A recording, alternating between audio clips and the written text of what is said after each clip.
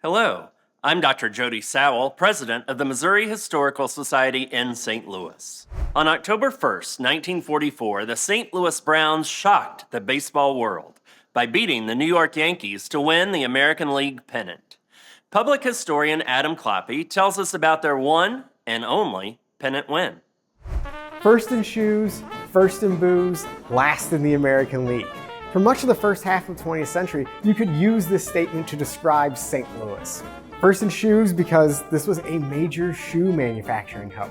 First in booze because of the Anheuser-Busch Brewery and the other successful breweries that called St. Louis home. And last in the American League because St. Louis was home to two professional baseball teams, the mighty St. Louis Cardinals of the National League and the St. Louis Browns in the American League, who often finished near the cellar. They just weren't a very good franchise. But that all almost changed in 1944.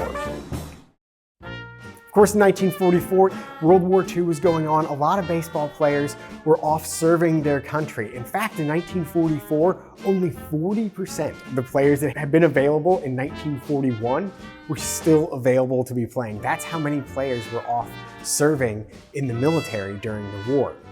And so the Browns had put together this team of kind of wily veterans, guys that were sort of past military age, some guys who had been dismissed from other teams for bad behavior, drinking, or fighting with teammates or something like that. And they put together this team that ended up being pretty competitive unexpectedly.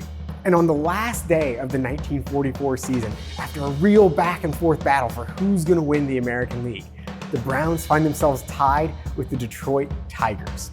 And the Detroit Tigers are playing, at that point, the worst team, the Washington Senators, and the Browns are playing the New York Yankees, one of the greatest franchises in sports. The Browns take the field on that last day of the season in Sportsman's Park, and they immediately fall behind by 2 runs to the Yankees. And everyone's like, oh no, here we go again. The Browns aren't gonna win. And then an outfielder by the name of Chet Labbs ties the game in the 4th inning, hitting a 2-run home run.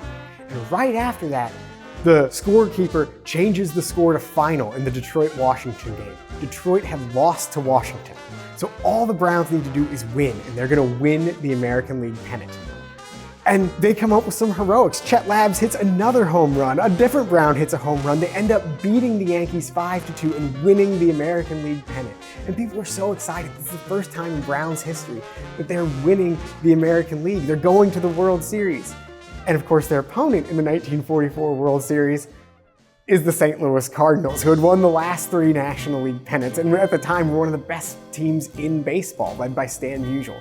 And the Browns, they're more competitive than people think, but they do end up losing that World Series to the Cardinals. And they never repeat as American League champions again. And in 1953, they end up moving to Baltimore. So it's the one season where the Browns win the American League is in 1944. And it's just this very special moment in Browns and in St. Louis sports history.